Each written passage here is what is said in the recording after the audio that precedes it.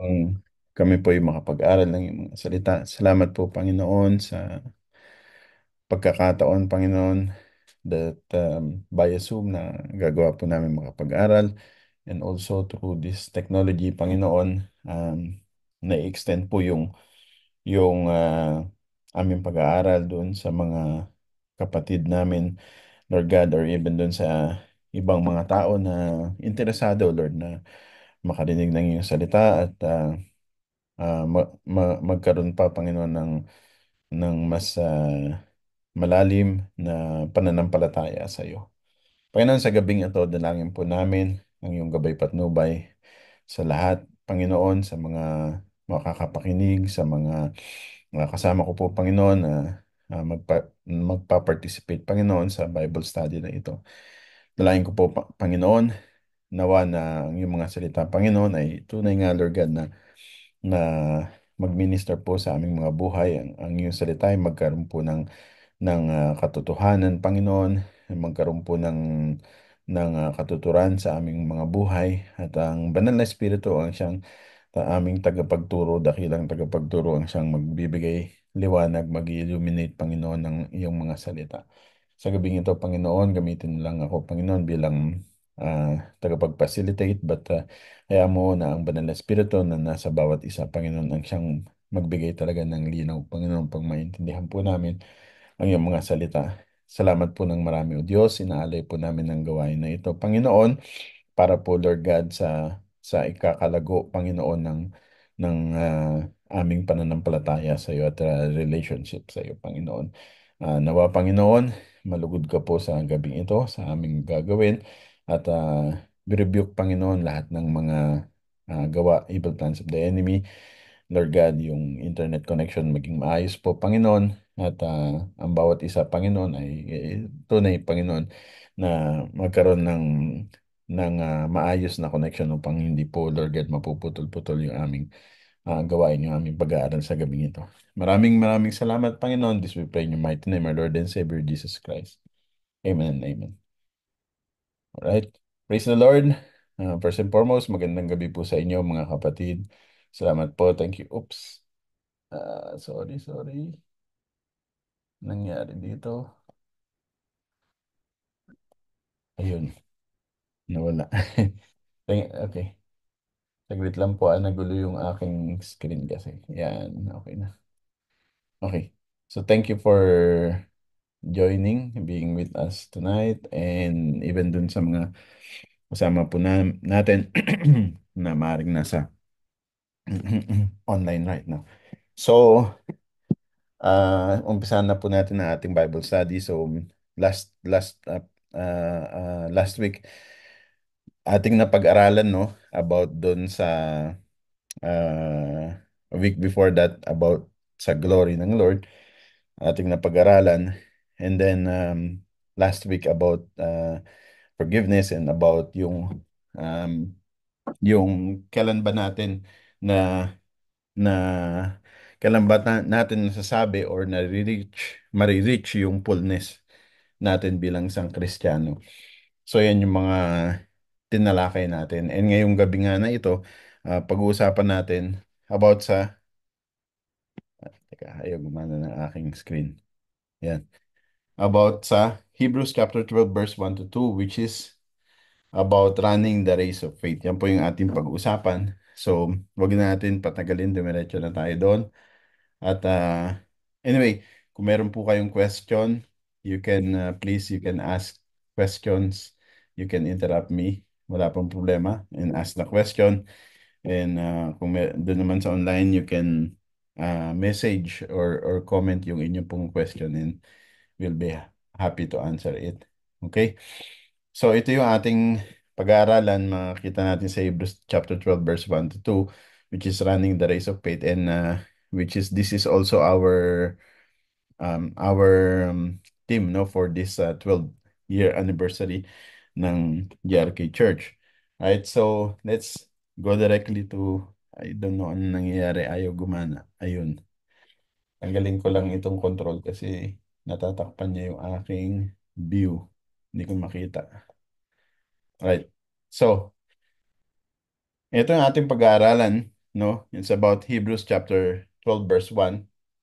And first, let's look at this as a call to run the race, right? Because kung babasahin natin, yung una pala, bago natin basahin yung verse ng Hebrews 12, verse 1 to 2, tignan muna natin yung context nito. No, let's look at the context of Hebrews 12, verse 1 to 2. Kung makikita natin sa verse 1, sabi diyan, therefore we also, since we are surrounded by so great a cloud of witnesses. Now, titignan natin to in context. Yung word na therefore means it's an interconnecting, no? It's a link. Means it's rooted dun sa previous chapter, which is Hebrews chapter 11. Now, itong Hebrews chapter 11, most often, ini-refer to as the Hall of Faith. Bakit? Kasi if you read Hebrews chapter 11, dito mo makikita the author of Hebrew listed yung numerous examples of man of God, people of faith sa Bible, sa Old Testament, no? To name a few, sina Abel, Enoch, Noah, Abraham, Sarah, Moses, and iba pa. Um, itong mga tao na ito, itong mga man and women of faith na ito, no, they all face trials, they all face hardships of different kinds of levels, no, and mga uncertainties sa buhay nila. However, they have one in common, which is they remain faithful to God. Kaya nga, this is kung tawagin natin, this is the ano no na the hall of faith, itong Hebrews chapter 11, because even though um they they did not always see, or they did not see yung fulfillment, no, nung promise sa kanila ng Lord dun sa lifetime nila, pero they persevered in faith, no. Yan yung makikita natin diyan. Kaya pagdating dito sa Hebrews chapter 12 verse 1 to 2, ang sabi, therefore, sabi diyan, kasi yun yung connection, no? Kino-connect ito directly dun sa Hebrews chapter 11. So, meaning, to have a better understanding of Hebrews 12, 1 to 2, you need to understand Hebrews 11. That's why dinaanan po natin yung Hebrews 11. And also, another thing, uh, marami kasi, sometimes naririnig ako sinasabi, yung sinabi dito ng author ng Hebrews na therefore we also, since we are surrounded by so great cloud of witnesses, sinasabi na para daw parang race kung saan maraming witness, ibig sabihin maraming mga nanonood. Pero kung titignan mo talaga in context, hindi yun ang ibig sabihin nun, no? Ang ibig sabihin nun, yung Hebrews 11, sabi ko nga, Hall of Faith, di ba? So, eh, sa Hebrews 11, it only shows to us na merong mga faithful believers in the past, and now they serve as witnesses. Witnesses in the sense because they have experienced the power and importance of enduring faith. No, ibig sabihin naranasan nila 'yun.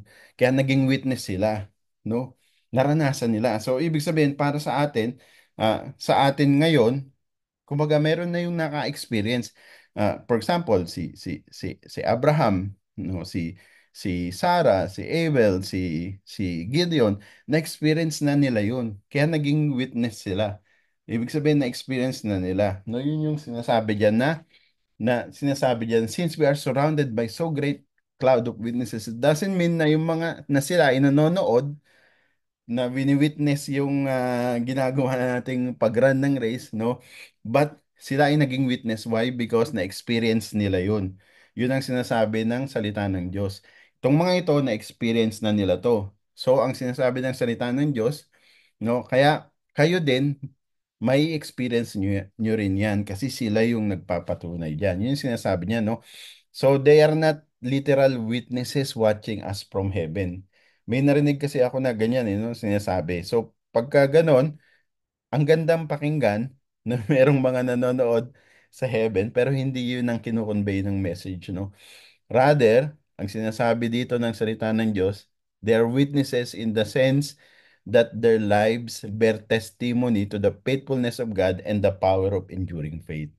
No? Because they themselves have endured They themselves had run the race and they endured. Kaya sabi dito ng author ng Hebrews, therefore we also, since we are surrounded by so great cloud of witnesses, meaning marami nang naka-experience nito, no? Yun ang sinasabi niya dyan. So basahin muna natin yung verse. Let us lay aside every weight and the sin which so easily ensnares us, and let us run with endurance the race that is set before us, looking unto Jesus, the author and finisher of our faith, who, for the joy that was set before him, endured the cross, despising the shame, and has sat down at the right hand of the throne of God.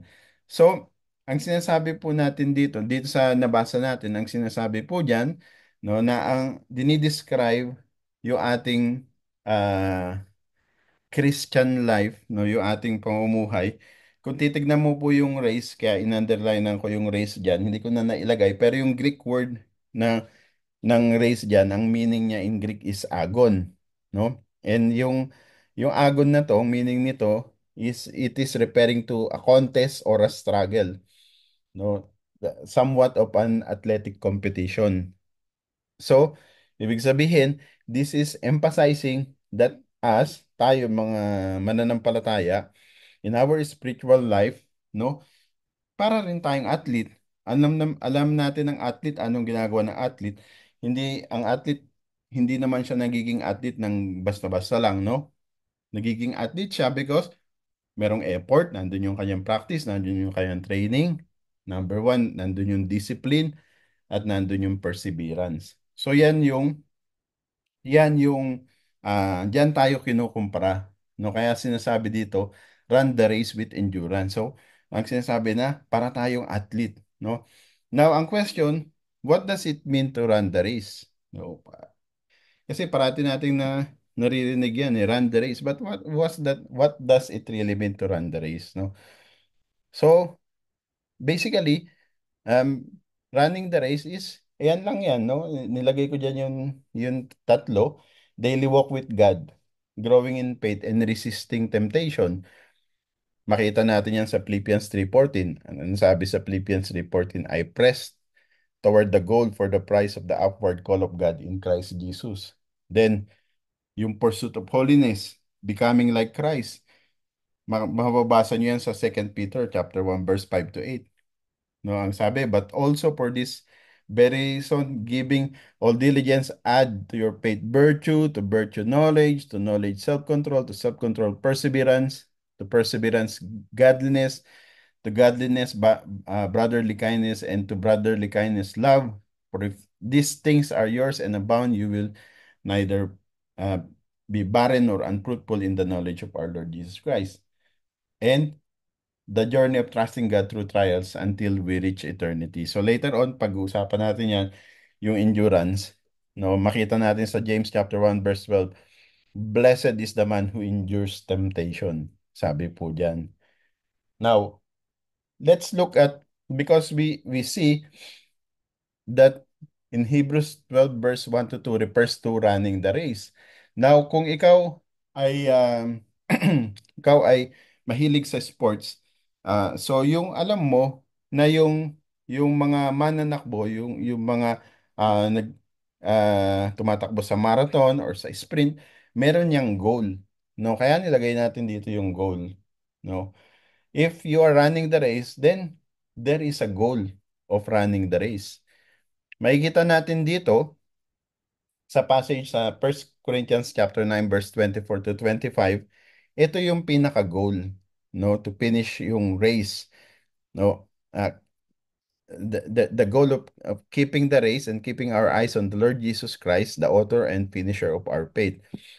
So, ang sabi po diyan, i-emphasize natin, ito, yun daw mga atleta, no, for the sake of time, didiretso na kagad ako dito, no? Yun daw mga atleta, sabi, they run to obtain what is perishable, a perishable crown. But we for an imperishable crown. Excuse me. So, ibig sabihin, ang goal natin in running the race is something that is imperishable. So, that's why I took, in the Bible, makikita po natin yung mga crowns, yung mga imperishable crowns na tinatawag, no, nilist down ko po dyan. Nandyan yung crown of life. Mababasa mo sa James chapter 1 verse 12. Crown of righteousness, 2 Timothy 4, 7 to 8. So itong crown of righteousness is for longing for and loving the appearance of the Lord Jesus. Crown of glory for faithful service, especially those who are in leadership. Makita natin sa 1 Peter 5:4, incorruptible crown for living a disciplined and godly life. Makita natin sa 1 Corinthians chapter 9 verse 25.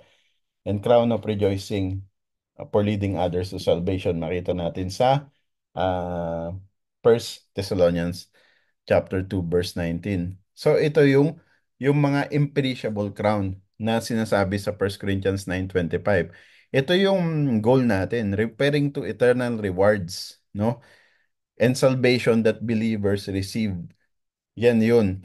Okay? So, ibig sabihin, hindi tayo basta lang tumatakbo. Meron tayong goal.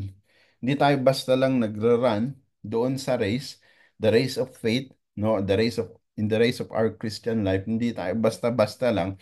Ngunit meron tayong goal. At ito nga yung mga goal na nakalist sa Bible, no? Crown of life, crown of righteousness, crown of glory, incorruptible crown, crown of rejoicing. Right? So now let's go deeply more doon sa passage. So let's look at uh, keywords doon sa passage sa Hebrews chapter 12 verse 1 to 2. First, yung key focus natin is laying aside every weight and the sin which so easily ensnares us. So, yung word na weight, pag tinignan niyo po yan sa Greek, ang ibig pong sabihin niyan sa Greek ay ogkos, no? So, yung ogkos, it refers to anything that slows you down, no, in your spiritual race. Of course, when the Bible says you are running the race, it doesn't mean that you are physically running. Ang connotation niyan is more of an spiritual race. No? And itong weight na to na tinatawag, so ito yung hindrance that will slow you down. So this could probably mean some kind of a distraction, no?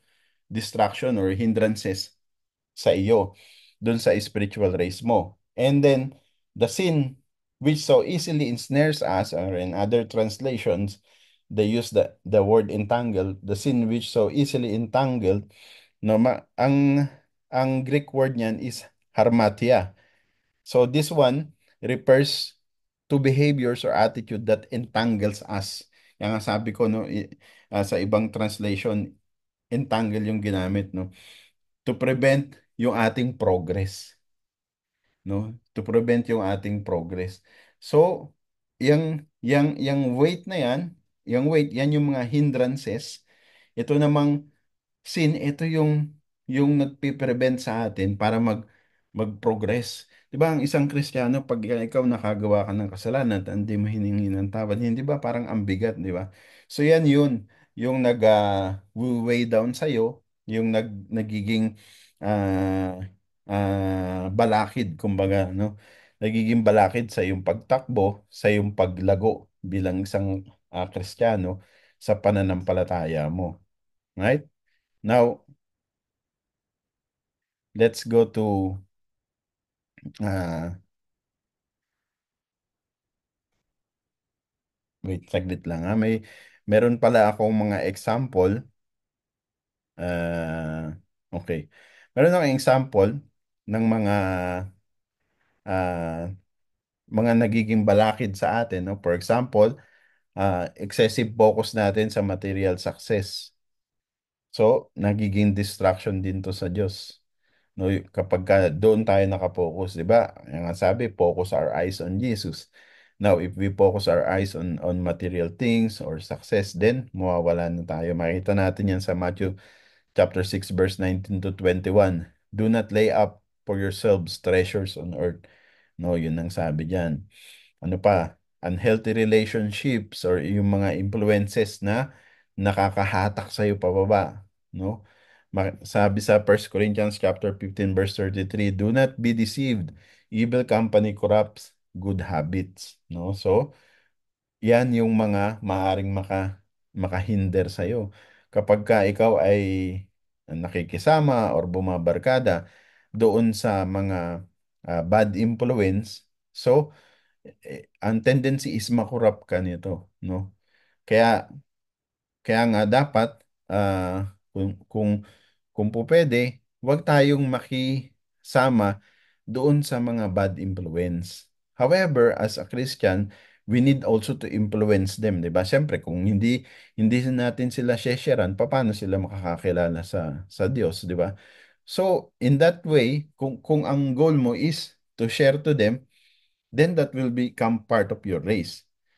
No, race of faith. Pero kung ang goal mo is para makibarkada lang, ang mangyayari sa iyo, ito, 1 Corinthians 15:33, do not be deceived. No, you are deceiving yourself. Evil company corrupts good habits.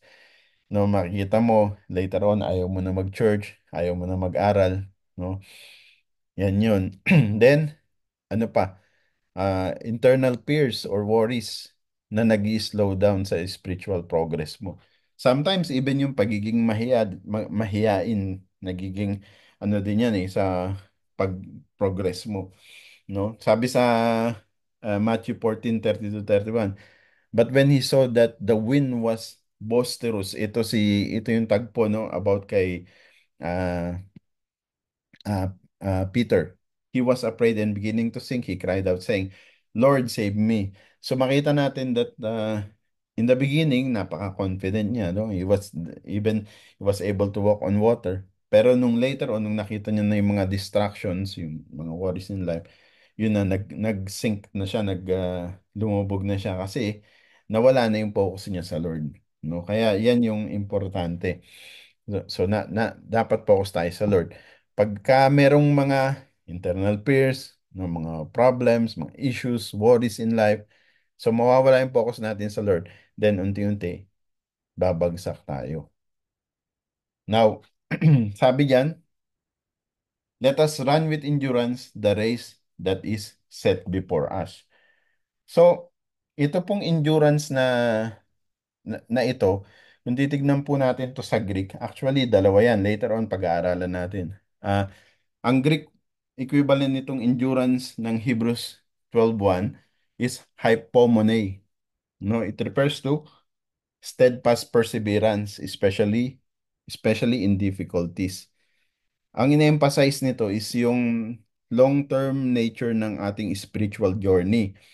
No? So, ibig sabihin, yung ating spiritual journey, hindi yan sprint. No? Pag sinabi mong sprint, di ba, pabilisan. Hindi yan pabilisan. We are running a marathon. We are not running a, a sprint race. No, hindi tayo tumatakbo ng 400-meter dash or 300-meter dash. Ang tinatakbo natin is marathon, pang mahabaan, pang matagalan, long term, no? Yung ating spiritual journey or pwedeng sabihin natin life term habang nabubuhay tayo, no? So yan yung ating race. Hindi ito paunahan, no? However, in the same breath, hindi ko rin sinasabi na dapat mabagal tayo, no? So what I'm only trying to say is hindi ito yung nag-start ka, ang bilis, no? Marami kasi sometimes may makikita tayo, nag-start ang init-init sa Lord, tapos biglang bumagsak, biglang nawala na bigla, no? Hindi ganun yung ibig sabihin niyan. So ngayon, um, I want to give emphasis dito kasi mamaya i-discuss ko more about endurance. Remember yung Greek word nitong endurance na ito is hypomene, no? Ito, sabi ko nga, is about enduring trials with an inner strength. So, ibig sabihin, ito yung strength na nanggagaling sa atin from faith in God, no?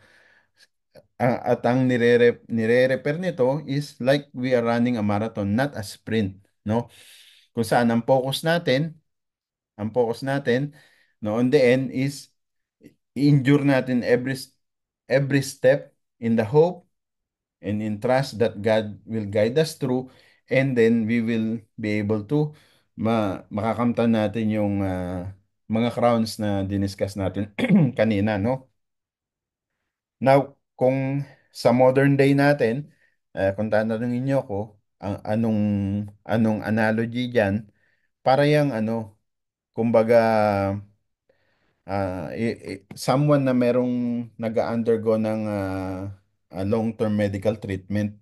For example, someone na may cancer na nag-undergo ng chemotherapy, um, despite na mahirap and very painful and very long yung process, they still continue the treatment, no? Kaya naalala ko si Dr. Willie Ong. So they still continue the treatment in the hope, trusting na about dun sa potential outcome nito. At ano yun? Na they're hoping na, of course, throughout the journey, painful man siya, pero at yung slow niya, I mean yung progress niya is slow, yung chemotherapy, pero at the end, ang hope nila is nagumaling sila. No, yan yun, yung endurance na yun. So, ibig sabihin, tayong mga Kristiyano, sometimes, if not all the time, yung race natin, ganyan. Sometimes painful, sometimes slow, sometimes yung progress natin ang bagal, sometimes siguro naiinip tayo, no? Pero we have to keep on running. We have to endure because we know at the end, no, marireach natin yung goal natin.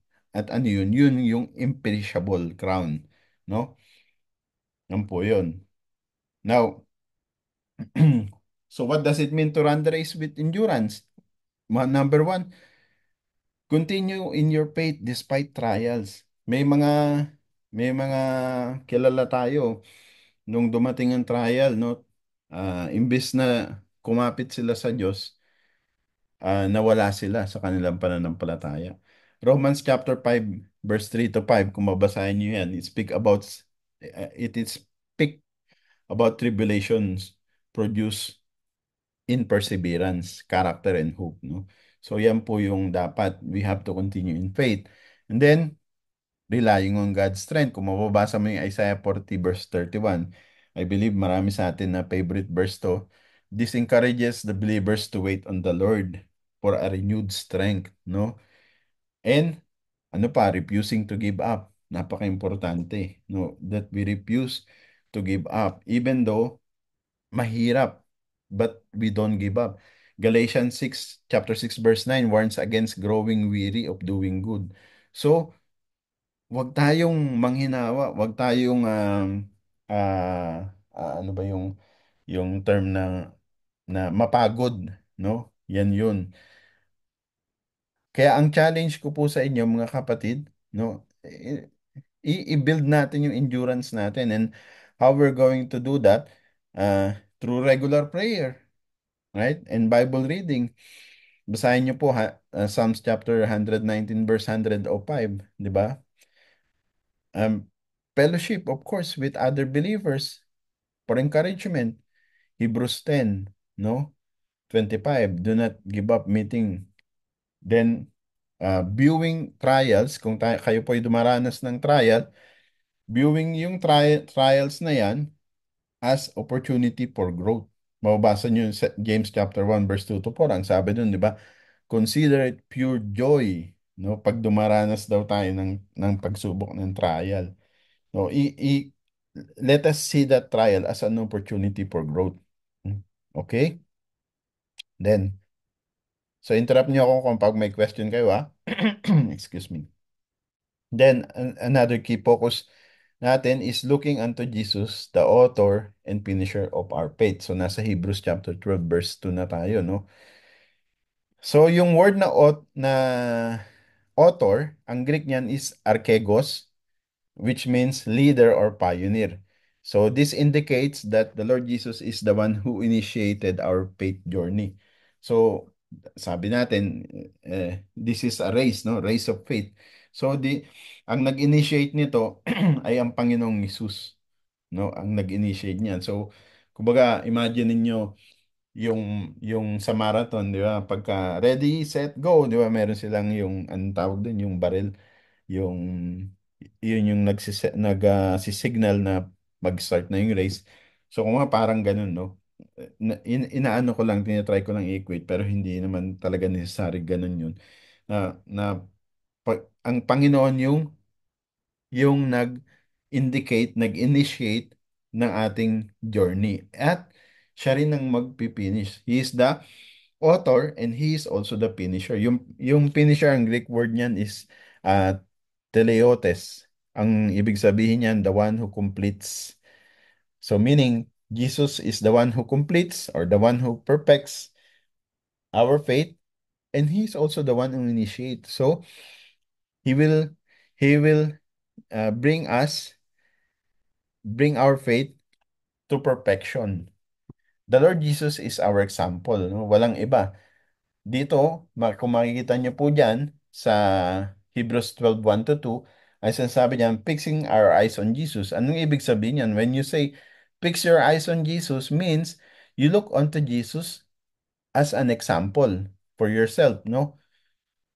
Ibig sabihin, kung dumaranas ka ng pagsubok, kung dumaranas ka ng mga trials, suffering sa buhay mo, you have to look unto Jesus because Jesus is our example. First Peter chapter 2 verse 21, sabi diyan, for this you were called because Christ also suffered for us, leaving us an example that you should follow His steps. Di ba? Malinaw naman na sinabi diyan. So, the Lord Jesus is our example. Kaya ang sabi diyan, fix your eyes on Jesus. Because if nalulugmok ka sa pagran mo because of you're enduring suffering or trials, then follow the example. Be reminded to follow the example, which is the Lord Jesus Christ Himself. No? How to endure yung mga challenges na yan. And the Lord Jesus Christ also will be the one to help us stay focused. Kaya nga sabi, He is the author, He is the initiator, and He is the finisher. No?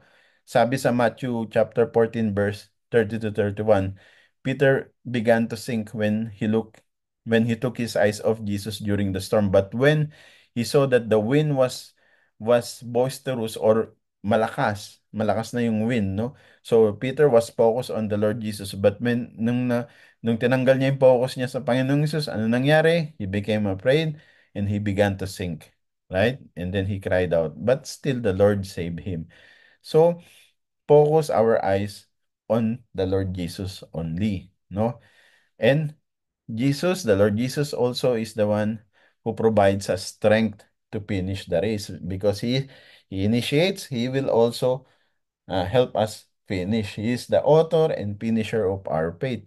Sabi sa Hebrews chapter 4 verse 16, let us therefore come boldly to the throne of grace that we may obtain mercy and find grace to help in time of need. So, let us boldly, therefore come boldly to the throne of grace. So, paanyaya to, no? Nanghihina na ba kayo? Nanghihina ba kayo? Dumaranas ba kayo ng mga matitinding mga pagsubok, matitinding mga problema na feeling nyo hindi na kayo umuusad doon sa race nyo, di ba? Maaring nararanasan natin to. So, ano ang paanyaya sa atin? Sabi sa Hebrews 4:16, let us therefore come boldly to the throne of grace. Come to the throne of grace. Paano? Through faith, no? Through faith. You have confidence to approach the throne of God through faith sa pamamagitan ng pananampalataya. So, approach approach the Lord Jesus, approach Him. Bakit daw? Sabi sa Hebrews 4:16, that we may obtain mercy and find grace to help us in time of need. So, ibig sabihin, when we focus our eyes on the Lord Jesus, we will have access or we can have access to the strength and grace that He will provide to us to persevere in the race of faith, no? Because Jesus is the source of our endurance. Hindi sarili nating kalakasan, no? Ang kalakasan na nagmumula sa Diyos. So, now, sabihin natin, ang daming distraction, Pastor eh. Anong gagawin ko? I know, marami talagang distraction at uh, yan ay isang masasabi natin na isang reason or isang patunay na Tama yung direction na tinatako mo kasi nandyan yung mga patibong, yung mga distraction ng kaaway, no?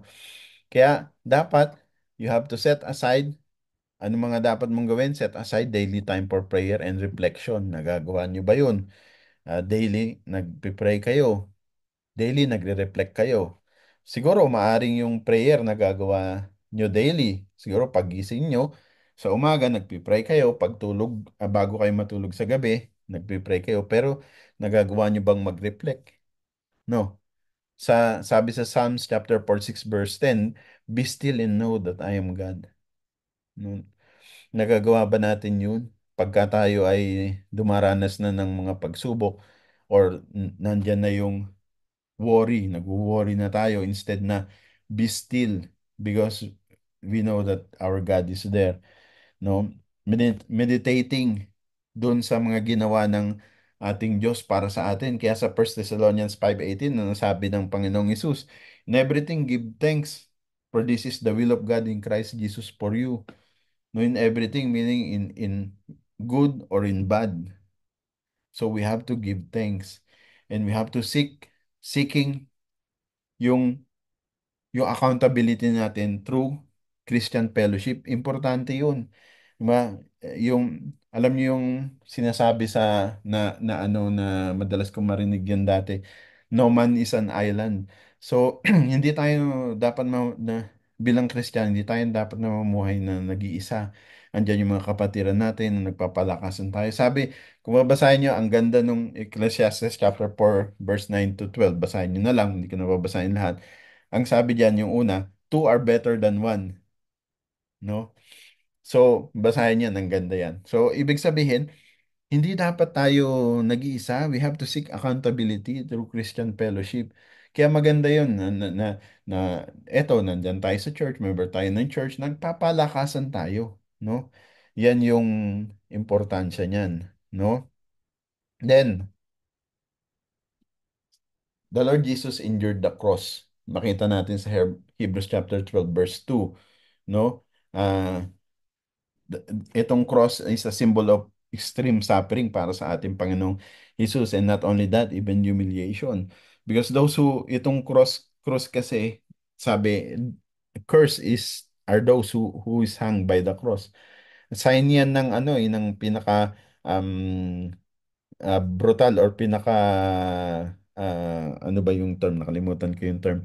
Yung pinaka masamang way ng punishment, no? However, Jesus willingly faced this suffering, no? Knowing that the pain and shame involved na doon, even though merong shame na involved, but willingly inaccepto ng Panginoong Isus. Bakit? Kasi yung sa motivation niya, the joy that is set before him, no? At yung joy na yan, eh, para sa atin. Para sa salvation natin, victory over sin, and yung glorification niya with the Father. Kaya sabi niya, endurance through suffering leads to eternal reward, no?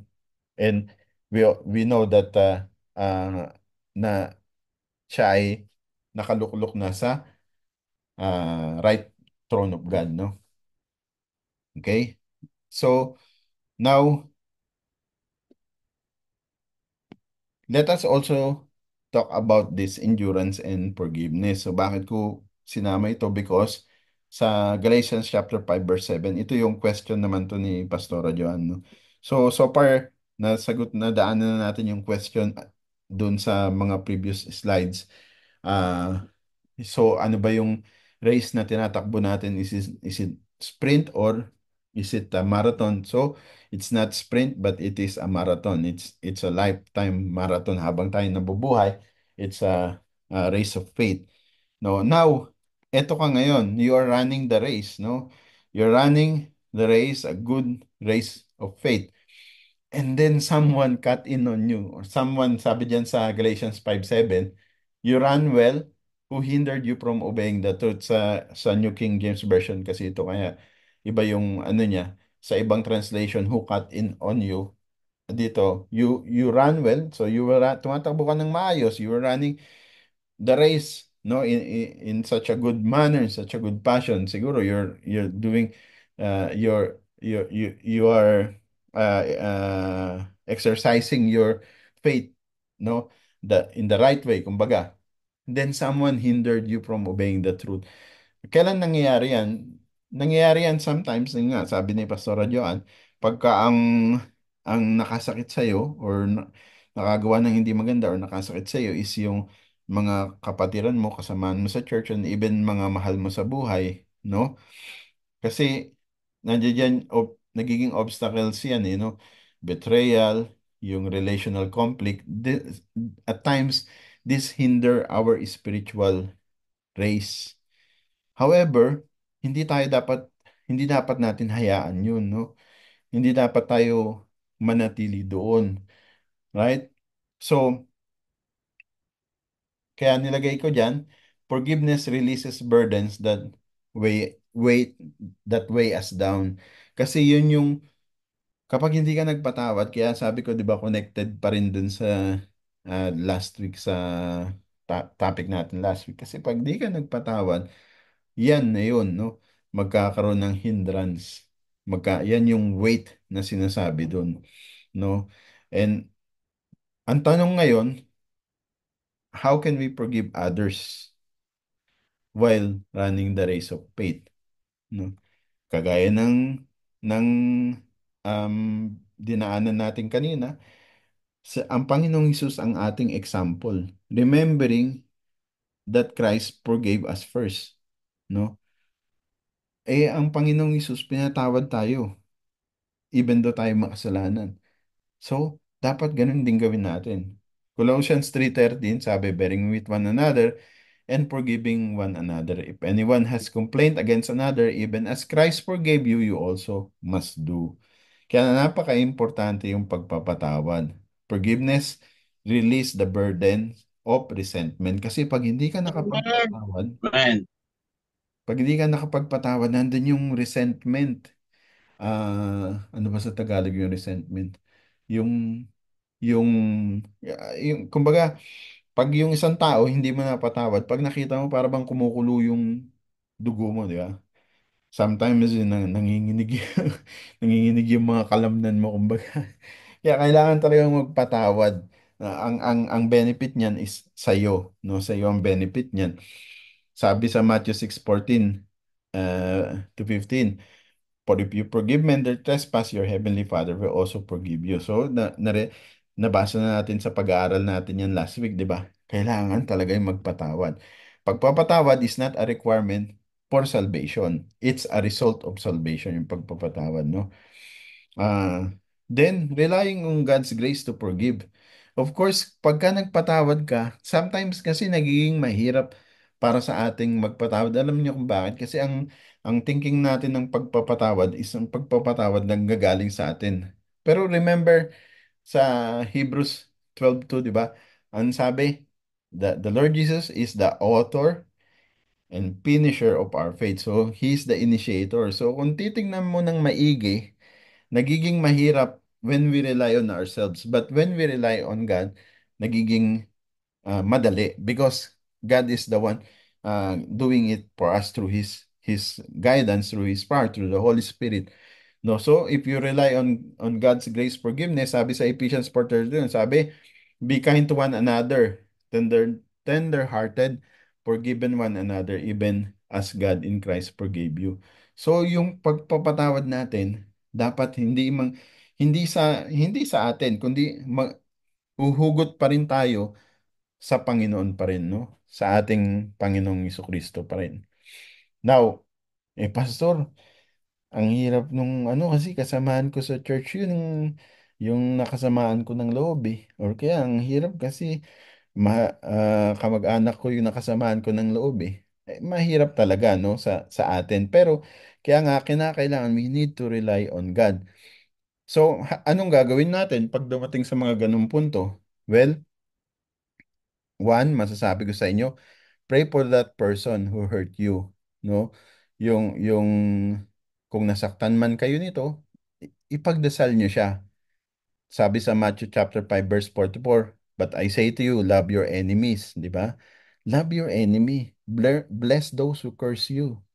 Do good to those who hate you. Beatitudes yan, di ba? And pray for those who spitefully use you and persecute you. Yan yung dapat po natin gawin. No? So, imbis na magalit, pagdasal natin sila. And then, we need to seek reconciliation with love and honesty. Makita natin sa Matthew 18:15, yan yung pattern, no? Ang sabi, if your brother sins against you, go and tell him his fault between you and him alone. If he hears you, you have gained your brother. So, ibig sabihin, hindi po pwedeng nagmamahal tayo, pero yung sakit, tinatry natin na ignore. Sabihin natin ng masinsinan, in a good way, of course, sabihin natin kung ano kung nasaktan ka, sabihin mo, nasaktan mo ako kapatid kasi ganito, ganyan, ganyan. Then pag-usapan nyo, no? Kasi ang purpose mo dun, reconciliation, hindi panlain yung sitwasyon. At pag ganun, makakaya, luwag tayo, makakahinga tayo, no? And sabi ko nga, dapat yung pagpapatawad nagmumula sa pagpapatawad na tinanggap na natin sa Diyos. Kasi kung yung pagpapatawad sa atin lang magmumula basta, ang tendency is baka magmamalaki pa tayo, no? So that's why always remember Romans chapter 5 verse 8. Anong sabi? But God demonstrates His own love for us in that while we were still sinners, Christ died for us. So ibig sabihin, ang Diyos nga mismo, even though ikaw nandun ka sa punto na makasalanan ka, pinatawad ka niya. Hindi hindi hindi sinabi ng Diyos na hindi dapat ganito ka muna bago kita patawarin. No, hindi ganoon, di ba? While we were still sinners, Christ died for us. Ibinigay niya ang kanyang bugtong na anak. So yun dun dapat tayo humugot ng pagpapatawad. Okay, galit ka kay kapatid, tignan mo kung paano ka pinatawad ng Diyos. While gumagawa ka ng kasalanan, ibinigay ng Diyos ang kanyang anak para sa iyo. So dapat maging ganun ka din. Yun yung ibig sabihin na doon tayo humugot ng pagpapatawad, no? Okay, so let's move. Now, ito gusto kong daanan natin tong difference dito kasi sa Matthew 24-13, sa Hebrews chapter 12 verse 2, meron ditong dalawang endurance na makikita tayo. Yung isang endurance sa Hebrews 12 verse 1 nakita na natin, no? Sa Matthew 24:13, meron din. Sabi diyan, he who endures to the end shall be saved. Sabi ganyan. Now, medyo controversial tong ano na to, itong passage na ito. Bakit? Kaya maganda na madaanan natin, matalakay natin. Kasi kung titignan mo, so ibig sabihin pala, if you endure to the end, doon ka maliligtas. So, kung ganun, parang lumalabas, parang works pala ang salvation. But we all know, the moment na tayo ay tumanggap sa Panginoon, tayo na save na. If if talagang ang pagtanggap mo is nagmula sa iyong puso, no? Kaya nga instantaneous 'yun eh. No, sa mata ng Diyos, you are saved. Sa atin, na-experience natin, but at the end of the day, pag pagdating ng dulo ng buhay natin, we are saved, no? Pero sabi, he who endures to the end shall be saved. So, ibig sabihin, if you don't endure to the end, hindi ka saved. So, ibig sabihin, um, ano pala ang Diyos? Anong tawag doon? Yung dagdag bawi, hindi naman pala dagdag bawi. Yung binabawi niya pala yung salvation. Hindi ganon. So, kaya controversial to. Kaya titignan natin siya. Kasi yung endurance sa Hebrews chapter 12, verse 1 to 2, saka yung endurance ng Matthew 24:13, magkaiba. Hindi siya parehong endurance. Although sa English, pareho siya, endurance, pero yung Greek word niyan magkaiba. Meron siyang slight difference. Titignan natin. Okay. So, umpisa natin yung difference sa Greek word. Ang Hebrews 12 verse 1 to 2, so medyo bibilisan ko na ng konti kasi hindi ko na babasahin lahat kasi wala na tayong oras. So, yung Hebrews 12, 1 to 2, yung endurance dyan, ang Greek word niya, hypomone, no? Which is, dinaanan na natin kanina to.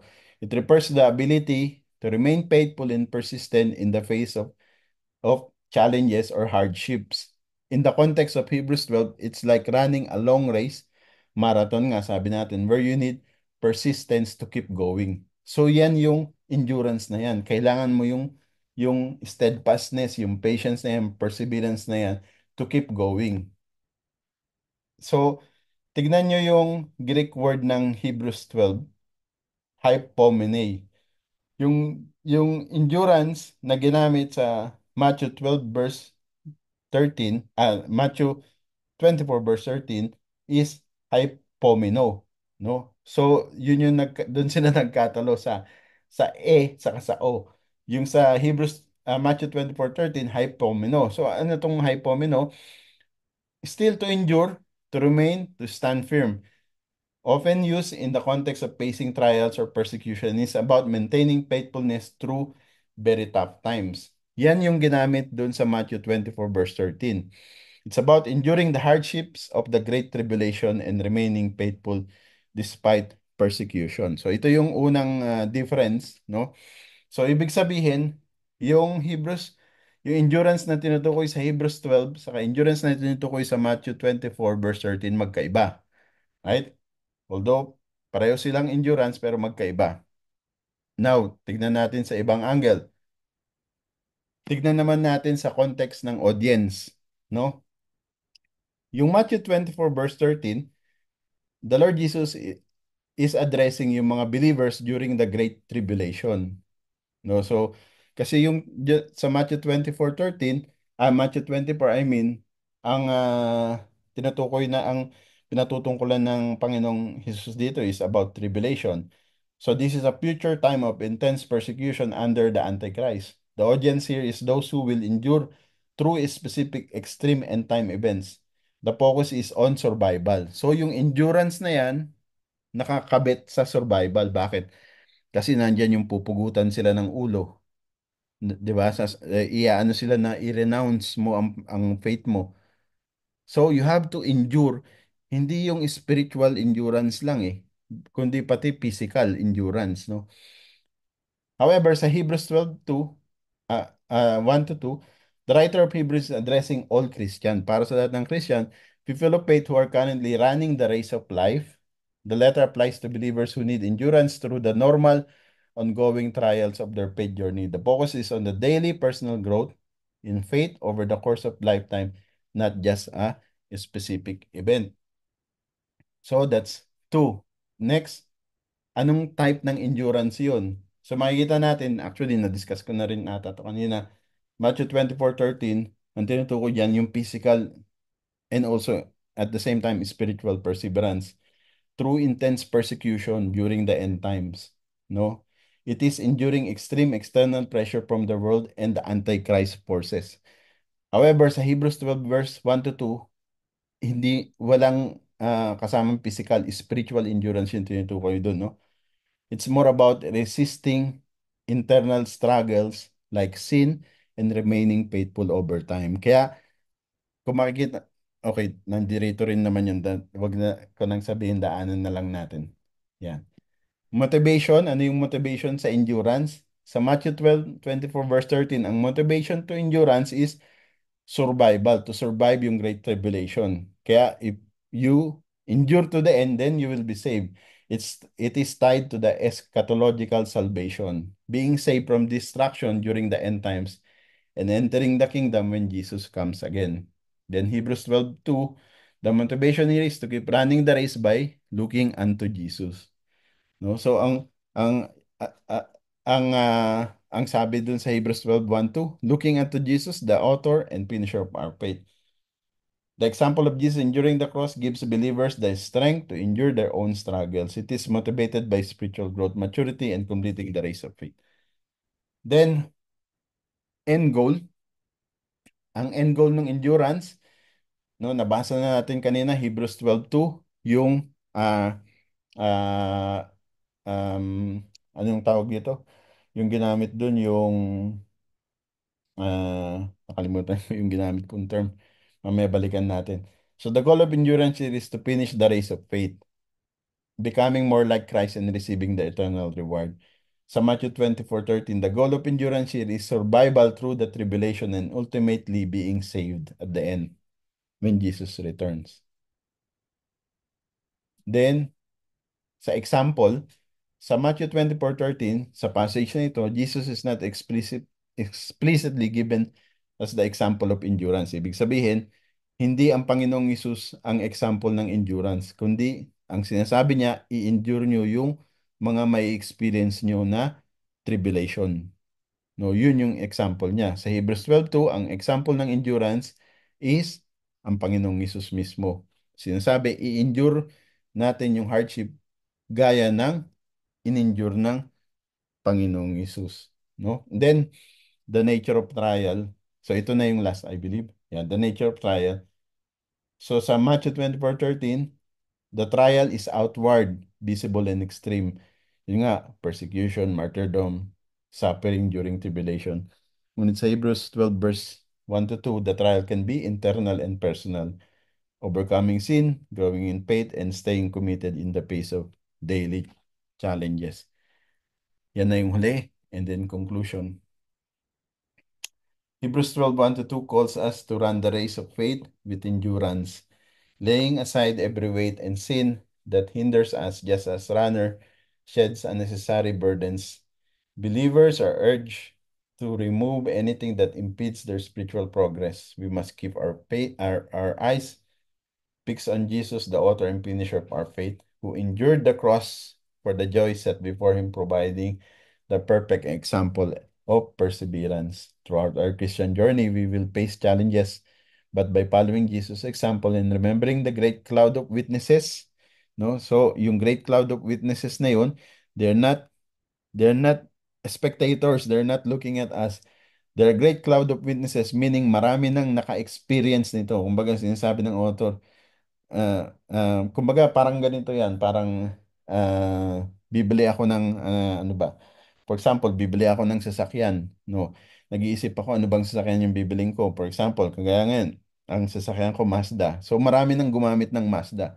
So sila nagsasabi, "Oh, Aldrin, maganda yan, Mazda. Yan lang gamitin mo, maganda yan." Yun yung ibig sabihin nun. Kasi na-experience na nila, no? So there are great cloud of witnesses that came before us. We are encouraged to endure to the end, knowing the eternal reward awaits us in Christ Jesus. Amen. Praise the Lord. Yan lang po. Walang nagtanong sa inyo habang ongoing yung ating Bible study. Wala po, maganda po yung topic.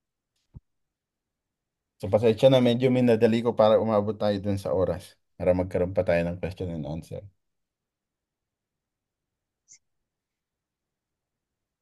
Meron ba kayong katanungan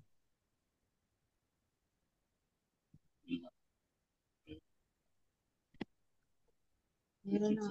dun sa ating ano? Meron bang nagtanong? Wala. Ako, Pastor, may tanong po ako. Sige po, sister. Di po ba ang trials, wala namang trials na mahirap, madali po ba, diba? Kasi lahat naman ng trials mahirap sa atin. Ang tanong ko po is, ang ang ano naman, ang consequence naman ng kasalanan is mahirap din. Po ba? Ano yung kaibahan niya? Ano yung paano malalagpasan yung consequence ng kasalanan para ma tawag dito yung hindi ko maano yung tanong ko. Yung para ma-overcome mo yun para maitama. Kumbaga, ganun. Kasi halos parehas na mahirap mahirap maranasan. Yung trials mahirap. Yung nagkasala ka tapos may consequence mahirap din. So Hmm. paano malalagpasan yung ganon? Ang kasalanan po? Opo, hindi po ba ang trial sa ang mga pagsubok sa buhay, wala namang madali, lahat naman is Hmm. mahirap. So, doon naman po sa isa yung resulta or consequence ng pagkakasala paano naman yun paano naman yun malalagpasan? Okay. So, ibig mo sabihin, sister, ah, pag gumawa ka, nakagawa ka ng kasalanan, so paano, Di po, opo, di ba, mahirap din? Kasi parang ang consequence ng pagkakasala, parang hawig din sa trials, nahihirapan ka, napabalisa ka na lahat ng hirap nasa iyo na. So, mm, paano naman po yun malalagpasan? Paano yun maitatama? Parang ganun. mm, okay. So, sige, ano muna natin, kasi ano bang sabi ng Bible? Kung ano ang consequence ng sin. No, ang sabi ng Bible sa Romans 6:23, di ba? Sapagkat ang kabayaran ng kasalanan ay kamatayan. So, yun ang consequence, no? Pangunahing consequence ng sin.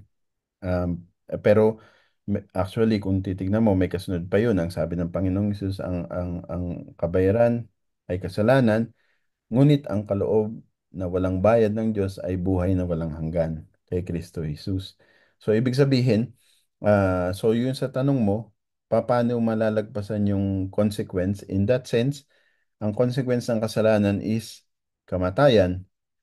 Pero eto ngayon, ang Panginoong Hesus, ang kanyang inaalay is, ang kanyang kaloob is yung buhay na walang hanggan. So, through our Lord Jesus Christ, yung consequence ng sin, which is death, doon natin malalagpasan, no? Um, ah, kung babasahin natin sa Isaiah chapter 59 verse 2. So, ang sinasabi doon, ang kasalanan daw, ito yung isa pang consequence ng kasalanan, no? Ang sinasabi doon na ang kasalanan daw ay hindi hiwalay nito ang tao sa Diyos. Ang sabi doon dahil sa kasalanan na itatago ang Diyos at yung kanyang pandinig ay nagiging dal, ibig sabihin hindi naririnig yung ating panalangin. So, ibig sabihin kung ganun pala, ang solusyon is pagpapatawad, no? Or paghingi ng pagpapatawad. So, paano natin malalagpasan 'yan? Ang tanging paraan lang para malagpasan yung mga consequence na yan ng kasalanan, sa pamamagitan ng pagsampalataya, pagtanggap sa Panginoong Kristo, no? Kasi siya lang talaga ang nagbigay ng kapatawaran sa ating kasalanan. Kaya sa 1 John 1:9, di ba? Sabi, kung pinapahayag natin ng ating mga kasalanan, siya ay tapat at banal upang tayo patawarin sa ating mga kasalanan at tayo lilinisin sa lahat ng karumihan, ng kalikuan. So, yung pagtanggap natin ng kanyang kapatawaran, pagsisisi sa kasalanan, at pamumuhay na ayon sa kanyang kalooban, ito yung magdadala ng kalayaan, tunay na kalayaan na masasabi mula sa kaparusahan sa kasalanan. And then, yung mga consequences kasi alam natin. So, yung diniscuss ko, yung mga biblical consequences. And then, meron mga hindi naman unbiblical, pero kumbaga worldly consequence. For example, meron, for example, nagnakaw ka at nahuli ka, syempre, paparusahan ka. So, kailangan mong i-face harapin yung mga consequences na yun kasi consequence ng kasalanan mo yun, no? So, ah, hindi mo po pwedeng talikuran. So, yan ba yung tinatanong mo, Sister Helen? Opo, Mm, Praise the Lord. okay Pili, na po. nagtaas ka ng kamay. Salamat po, Pastor. Okay po. Salamat po, Sister. Si Pastor Opo. Rojo, nagtaas ka ba ng kamay? Yung ano lang yung tanong ni Sister Helen tungkol dun sa pag gumawa ng kasalanan tapos yung consequence. I think ang pinaka the best example dyan si David, si King David. 'Di ba sabi niya sa Psalms 51, verse 12, "Restore to me the joy of your salvation and grant me a willing spirit to sustain me." Alam, 'di ba nagkaroon nga siya ng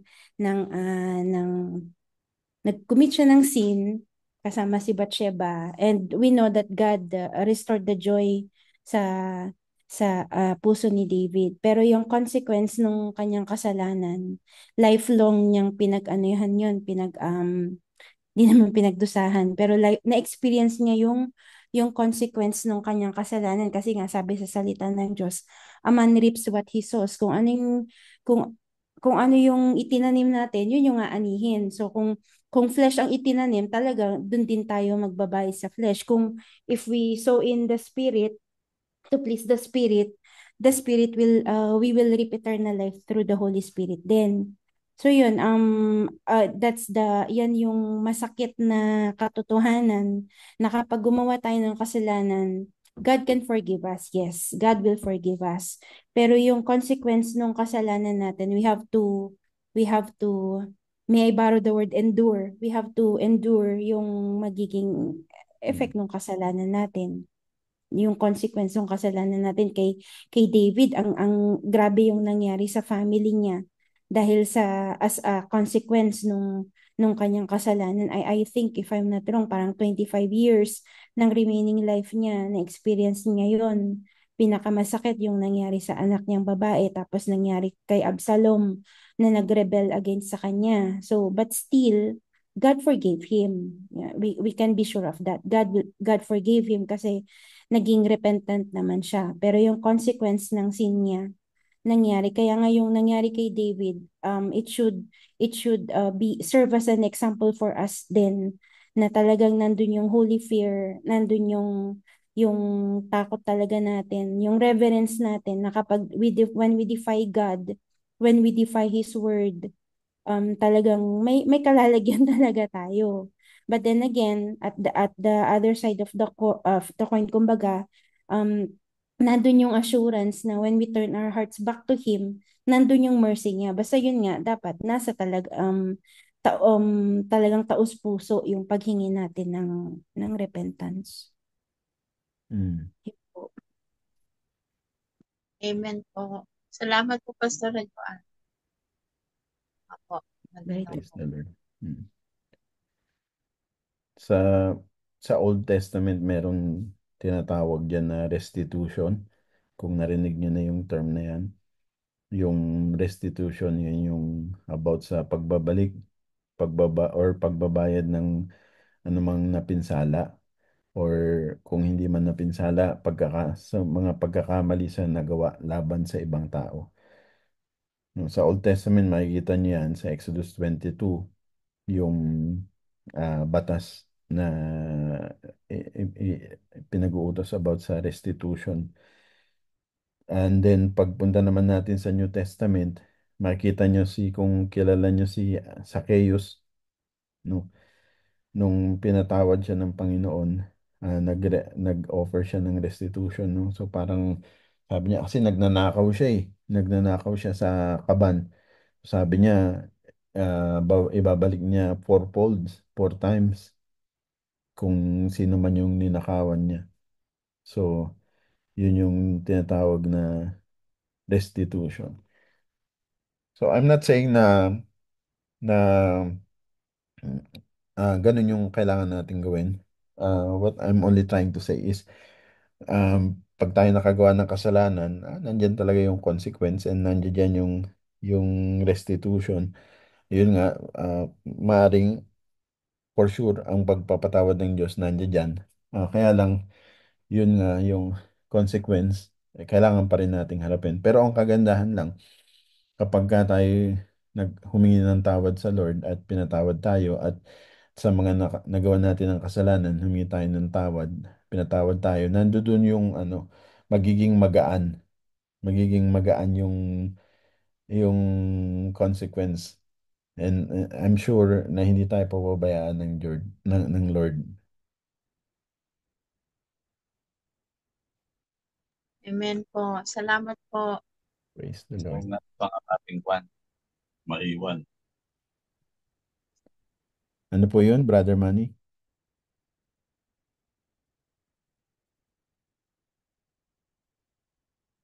At sabi niya, tinakal niyo, kaya sabi ko, kaya mahirap pa ako maiwan, pastor, sa tinakal niyo sa one about Matthew and Hebrew. Napakahirap maiwan. Sa Mm. Great Tribulation. Oo. Oo. Kasi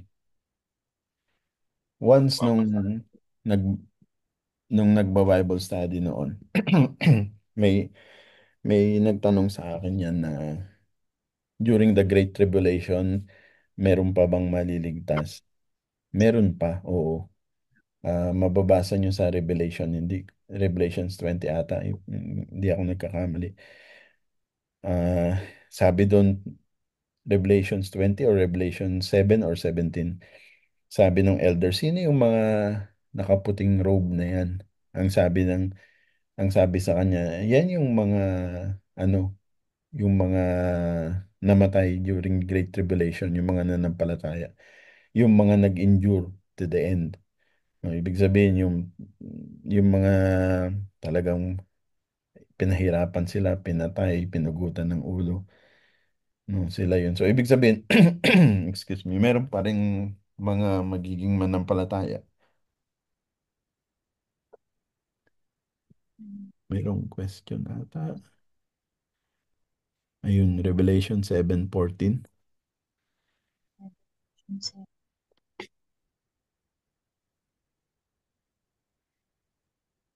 Praise the Lord.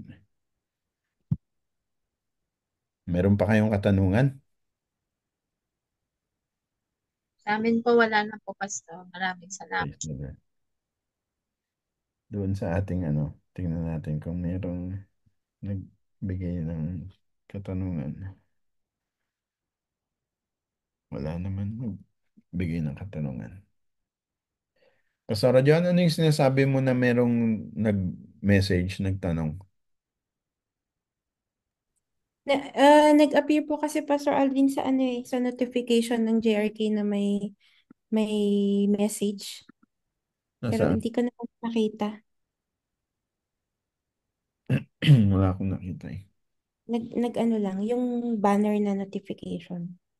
Wala naman, di ko na maano. Baka tinanggal din, hindi ko po alam. Okay.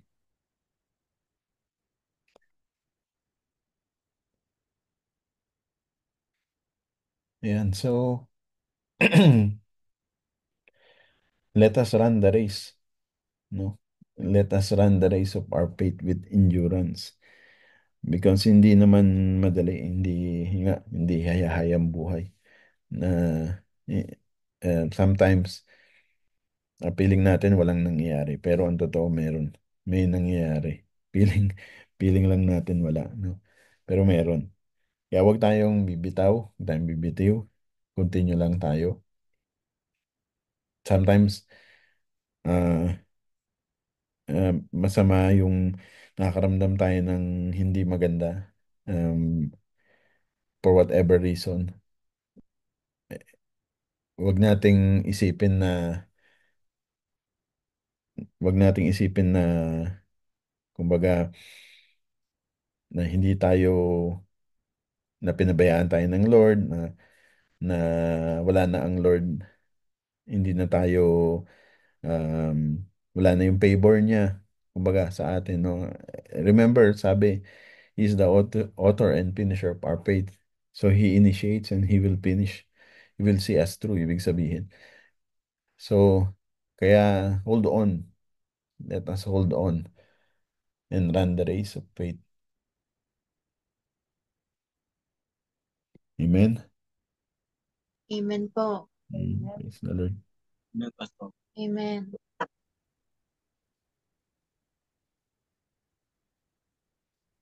Alright. So, kung wala nang katanungan,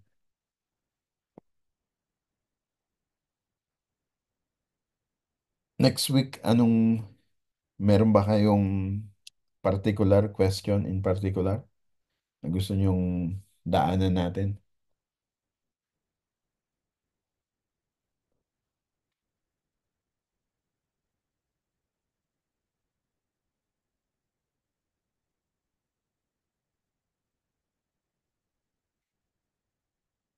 So sabi ni Pastor Joan, ano yung suggestion mo? Teka, iniisip ko tuloy kung ano yung sinuggest. Yung mga most commonly misunderstood or difficult to understand na mga Bible verses. Yung madalas na Bible verses na taken out of context or parang mahirap maintindihan or mahirap tanggapin, yung ganun. Um, Sige.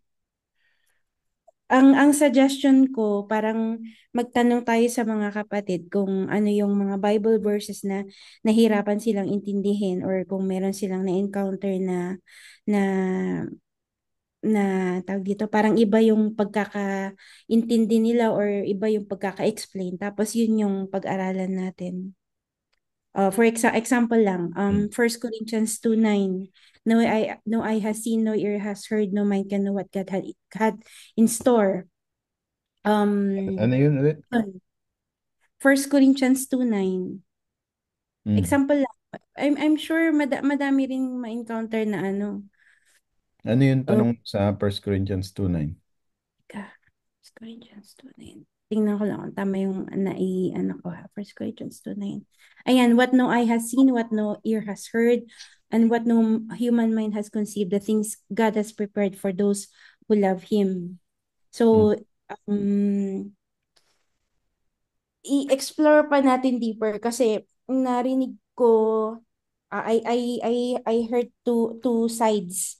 Sabi nung isa, hindi talaga natin alam, in short, hindi natin alam kung ano yung what God has prepared for us. Tapos sabi naman ng isa, it kumbaga we love the Lord. So he will make known to us, he will reveal to us kung ano yung mga yun. Kumbaga yung what no eye has seen, what no ear has heard, what no human mind has conceived. Yan yung para sa unbeliever. Pero yung mga believer, um God will paano ba to? God will let them know kung ano yung naka-prepare for them. Hindi na mystery kumbaga. Kasi kung titingnan mo sa verse 10, these are the things God has revealed to us by His Spirit. Mm. So, di ba madalas pag nagpe-pray tayo, Lord, no eye has seen, no ear has heard, no human mind has conceived. Parang dinideclare natin yon. Pero kung titingnan natin yung verse 10, kung babasahin natin yon, these things God has revealed to us by His Spirit. So dapat, hindi na natin pwedeng ikot yung 9. We already, yung what no eye has seen, what no ear has heard, yung ganun, parang, let's dig deeper sa verse na yun. Madami din ako mga nalista na Bible verses na parang mahirap intindihin. So, I don't know if I should say it now, pero yun, I think pwede tayong humingi ng list kung ano yung mga Bible verses na gustong daanan ng mga kapatid. Tapos yun yung i-discuss natin. Mm. That's just my suggestion. Kasi darating yung time na may magtatanong sa atin, ba't sabi dito ganito, pero hindi naman pala ganun yung ibig sabihin. Or yung sinabi ng Panginoon na kapag if someone hits you sa other cheek, you give the other cheek. Anong ibig sabihin nun? So, ibig sabihin nun, magpasampal tayo, left and right. Yung ganun ba? Mm. Sige, naintindihan ko. Okay po. Noted. Suggestion lang naman po, kung Mm. merong pong ibang kapatid. Okay din po. Naintindihan ko. Actually, maganda yan ang ganyan kasi um, um, piniprepare tayo, lalo na yung mga controversial na mga normally na mga tinatanong, no? Like for example, Trinity, alam naman natin, hindi nakalagay sa Bible ang Trinity, di ba? So, tapos, yung mga ibang pananampalataya, sinasabi nila na hindi naman daw Diyos ang Panginoong Hesus. Yung mga ganyang katanungan, di ba? Maring madala, ma, ma, anong tawag dito? In our lifetime, kumbaga may encounter natin, or may maka-encounter tayo na ganyan. Ako natatandaan ko pa noon, Meron pa akong na-encounter nun na sabi sa akin na kasi daw hindi daw tayo dumidirektang nananalangin sa Diyos. Sa kay Jesus daw tayo nananalangin hindi daw naman Diyos si Jesus. Yung mga ganun ba? So pag dumating yung ganung pagkakataon, so papanong papanong tawag dito, paano natin i-deal yun? So sometimes, syempre, kung na-surprise ka dun sa katanungan, tas na mental block ka na, so hindi ka na makasagot. But I believe naman na the Holy Spirit who is in us will always enlighten us and will give us the answer. Pero of course, mas maganda pa rin. Ito, kaya nga sinasabi, work out your salvation. I believe yung working out your salvation na yun. Ibig sabihin talagang i-practice natin yung result ng ating salvation. At the same time, linangin pa natin yung ating faith, di ba? Paano ba tayo na-save, di ba? Romans 10:17, faith comes from hearing and hearing the word of God. So, of course, nanggaling pa rin sa salita ng Diyos. Kaya hindi tayo titigil dun. Kaya, ang uh, to be honest, 'di ba sa Ephesians chapter 6, ang ating pang-offense ay salita din ng Diyos, 'di ba? The sword and the sword of God, sword of the Spirit, which is the word of God. Yan. Okay. Ayan, merong message si Brother Manuel. If wala pa po topic sa next Tuesday, pwede po ito i-topic. Ang sabi niya is backsliding biblical. Is it is backsliding? Is it logical? Or is backsliding? Is it possible to happen to a true believer? Yan. So maganda rin yan, no? Kasi na itatanong din yan madalas. So maganda rin na equip tayo na sagutin yan katanungan na yan. So yan, mga ganyang tanong. Saka yung sinabi pa ni Pastor John, isama din natin, no? Okay. So 12, ano na, 9:05 na. So, hanggang dito na lang muna tayo. We will close here in prayer and we will continue our Bible study for next week, Tuesday, same time, 7:30 to 9 p.m. and sa Dubai, 8:30 to 10. By next week, Amen. I hope yung aking invited ay makadalo na sa ating Bible study. Yan. So, okay. Parati siyang busy. Sige, let's pray. Ako na lang manalangin. Let's pray. Father God in heaven, we thank you, Lord, for this wonderful opportunity pinagkaloob mo sa amin na magkatipon-tipon, mag-aral ng iyong mga salita. Salamat po, Panginoon, sa buhay ng aking mga kapatid na kasama ko po ngayon. And even, Lord, to those who are going to be able to listen to us online dito po sa aming pag-aaral. Nawa, Panginoon, ay mag-strengthen to ng aming faith, mag-strengthen to ng aming resolve in terms of our race of faith, Panginoon, yung aming endurance, Panginoon, gaya nga ng sinabi sa Hebrews chapter 12 verse 1 to 2. Tulungan mo po kami, Panginoon, na truly mag-grasp, Panginoon, yung nais mong iparating sa amin sa passage na ito, Panginoon. We know, Lord God, that you are the author and finisher of our faith. Kung kaya naman, Lord God, sa mga oras na ito, dalangin ko po, Panginoon, na ilagay mo po sa aming puso na huwag kaming mag-alala that everything is always going to be okay. Even sometimes, dumaranas kami ng mga pagsubok. Even sometimes, dumaranas kami ng mga pagliliglig. But the end of the day, Panginoon, everything will be alright. Not because of us, but because of you. Because you're not only the author, you are also the finisher of our faith. And I thank you, Father, because hindi mo kami pinabayaan at hindi mo kami pababayaan. Lord, salamat po sa mga kapatid na kasama ko po ngayon. Panginoon, especially, Lord God, nais ko pong idulog sa isa panalangin. Ang anak po na aming kapatid, si Sister Pressy, Panginoon, na dumaranas po, Panginoon. I believe siya ay nasa hospital ngayon. Panginoon, tinataas po namin siya sa iyo. Lord God, I believe, Lord God, ang anak ni Sister Presi na ito ay siya ay mananampalataya na Panginoon, and he is a believer and he believes in you. Therefore, Lord God, he is a child of God. And kung ano man yung sakit na yan, Panginoon, ano man yung reason kung bakit siya nagkaroon ng sakit na yan, maring hindi namin alam, but we know that you know full well, and you are our Jehovah Rapha. You are the God who heals. Kaya naman, Panginoon, aming pinag-uubaya siya sa iyo, Panginoon, sa iyong mapagpalang kamay, sa iyong mapagpagaling na kamay, Panginoon. Lord, we declare healing upon him, Panginoon.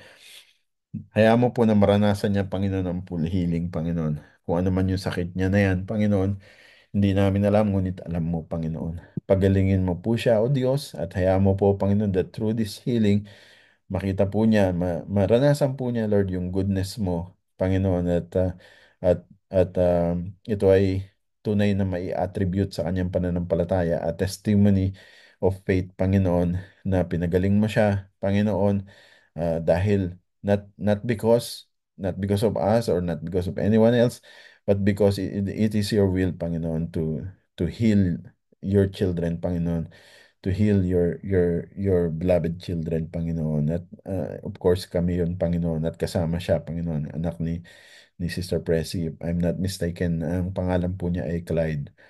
Pagalingin mo po siya, Panginoon. Lord, tinataas ko po siya sa iyo, Panginoon. At Lord, lahat po ng mga ginagamit mo, Panginoon, mga doktor upang tumingin sa kanya, bigyan mo po sila ng wisdom. Yung mga instrumento nila, hayaan mo, Panginoon, i-allow mo na makita nila ng tunay yung sakit upang once and for all, gumaling na po siya. At dalahin ko po, Panginoon, na tunay maranasan po ng bawat isa yung joy. Kung paano, Panginoon, that sa Hebrews 12:2, kung paano pinurtray that even though you are suffering, Panginoon, pero nandun pa rin yung joy. Nandun pa rin yung joy mo, Panginoon, at yung joy na yan ang nagbigay sa iyo ng urge to continue to go on. And that joy, Panginoon, comes the knowing that if you will endure the pain, the suffering, Panginoon, ang magbe-benefit ay kami. At Lord, hayaan mo na ganun din po sina Sister Presi at kanyang anak at mga kapamilya niya, na magkaroon sila ng joy knowing that they have a great, good God, at they have a God that will not leave them, will not forsake them, at they have a healing God.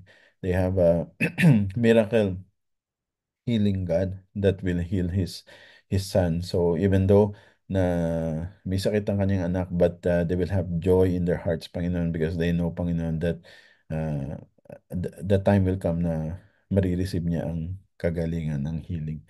Maraming salamat, Panginoon, sa akin. Sa bawat isa, maaaring hindi ko alam na kung mayroong pinagdadaanan ng aking mga kapatid, Panginoon, sino man sa kanila, kilala mo sila, I lift them up to you, Panginoon. Lord, tulungan mo po sila. Hayaan mo po, Panginoon, in every situation, Lord, hayaan mo that this becomes an opportunity, Panginoon, for us na maging testimony ito for the strengthening of our faith, Panginoon. Palakasin mo po ang bawat isa, Panginoon, hindi man direktang mga kapatid ko, Panginoon, even yung mga mahal nila sa buhay, even yung mga mahal namin sa buhay na wala pa pong tamang relasyon sa iyo, even yung mga makakapakinig nito online, Panginoon, hayaan mo that through this, through your words, through sa pag-aaral na ito, Panginoon, mabuksan ang kanilang puso, mabuksan ang kanilang nakasaradong isipan, Panginoon. Because once upon a time, Panginoon, alam ko, I for one, ganito ako, Panginoon, sarado ako, Lord God. But because, Lord God, binuksan mo ako, because binuksan mo ang aking puso, Panginoon, upang tanggapin ka, Panginoon. Tinulungan mo ako, Panginoon, at kaya naririto ako, Panginoon, at wala akong ibang itinataas kung di ikaw lamang, Panginoon. Lord, sa pagkakataong ito, itinataas ko ang bawat isa sa iyo, Panginoon. Pagpalain mo po sila, Panginoon. Lord, pinaubaya ko po sila sa iyo, Panginoon, lahat ng kanilang mga kaharapin or hinaharap sa buhay, Panginoon. Ikaw po, Panginoon, ang tumugon. You are the author and finisher of their faith, Panginoon. Lord, I can rest. I can smile with joy, Panginoon, knowing na hindi ako, ngunit ikaw ang author and finisher of their faith. Therefore, mapangyayari at mapangyayari, Panginoon, ang plano mo. Dahil hindi tao, kundi Diyos ang kasama nila. Maraming maraming salamat sa gabing ito, Panginoon. Salamat po, Panginoon, sa mga even sa mga susunod na Bible study na aming pag-aaralan. Dalangin ko po, Panginoon, na mas marami pang makasama kami, mag-join sa amin upang sama-sama kami na lumago, sama-sama kami na lumakas ang pananampalataya sa iyo, Panginoon. Lord God, inaalay namin ang gawain na ito sa iyo, O Diyos, at sa lalo na, Panginoon, dun sa mga wala pa pong tamang pananampalataya sa iyo. Maraming maraming salamat. This is our prayer in the mighty name of our Lord and Savior Jesus Christ. Amen and amen. Praise the Lord. Amen. God Amen. bless. God bless po. Amen. Amen po, Praise the amen. Lord. Good night Magandang po. gabi po sa inyo. Good night po. Good night. God bless. Oh, Good night bukas po. si Brother Leo Night ang po. nightly prayer and devotion, ha? Oh, join na lang kayo. Sa anong oras ba yun, bro? 7:30? Pastor, 7 bago o'clock? 7 p.m. Pastor, 7 po. Okay, 7. Okay. Meron lang akong meron lang akong ipaparating sa iyo. Yung naalala mo yung pinagdasal natin na si Pierre Andrea Smith, yung Opo. na may prostate cancer. Opo. Tumawag sa akin kanina yung asawa, Mm. pinatawag niya para balitaan daw tayo at pasalamatan sa prayers natin kasi ano daw, sobrang remarkable ang pagliit ng cancer cell Wow, praise the Lord. lately. Praise the Lord. Tapos nagpasabi na basta daw okay ang pakiramdam niya kasi pagka na radiotherapy siya, pagka nagkakaroon siya ng session, talagang ubos na ubos daw ang energy niya. So Mm. nag-ano siya na talagang mag-attend daw sa atin sa JRK basta okay yung pakiramdam niya kasi gusto daw makipag-fellowship sa atin. Mm. Ano Praise the siya, Lord. 72 years old pala siya, may prostate cancer siya. Patuloy natin idulog sa panalangin Mm. for his complete healing. Kaya nga, tumawag sa akin kanina yung wife kasi tagahama din yung wife at nagpasabi na at Amen. sabihin daw sa mga kapatiran na salamat sa prayers. Amen po. Praise the Lord. Sige, patuloy natin Hopefully, pag-pray tomorrow. makasama natin sila sa Friday. Amen. Sige po. Sige po, God Tomorrow. bless Sige you. po. God God bless bless. you God all. bless. God See you bless po. tomorrow, Brad Good night po. Leo. God bless. Join kayo sa NPD bukas. Si Brad Leo ang facilitator. I-share natin yung link na lang. God bless po. Bye-bye.